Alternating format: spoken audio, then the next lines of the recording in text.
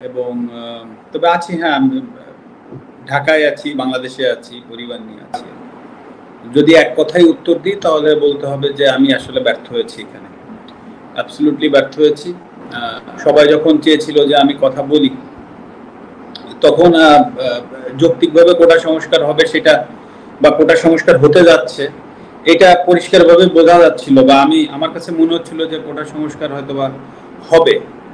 কিন্তু তারপরে যে ঘটনাগুলো ঘটতে থাকলো, তখন আসলে এমন একটা পরিস্থিতি হলো যে যখন সবাই চাচ্ছে যে আমি একটি স্ট্যাটাস দিই বা আমি পাশে থাকি, তো তখন আসলে পরিবেশটা এমন জায়গায় গিয়েছে যে আমার কাছে মনে হচ্ছিল যে আমি যদি এখন একটা স্ট্যাটাস দিই বা আমি যদি, তো সেইটাকে কেন্দ্র করে যদি আরো ম্যাসিভ বা আরো বড় কিছু হয়ে যায়, তা আসলে সেই জিনিসটা সামাল দেওয়ার অ্যাবিলিটি আমার আছে কিনা।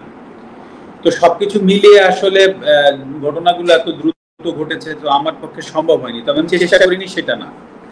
এবং আরেকটি বিষয় যে আমি যদি কথা মানে আমি যদি স্ট্যাটাসের ভিতরে সীমাবদ্ধ থাকতে চাইনি, এটা সত্যি কথা।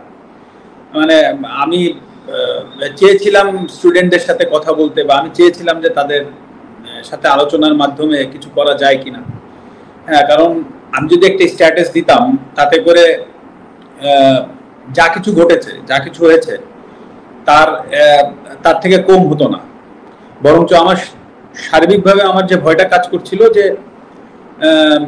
আমার স্ট্যাটাসের কারণে বা আমার কোনো একটা ভুল পদক্ষেপের কারণে যদি জিনিসটা আরো বড় হয়ে যায়, তখন সেটা সামাল দেওয়ার আমার ক্ষমতা আছে কিনা।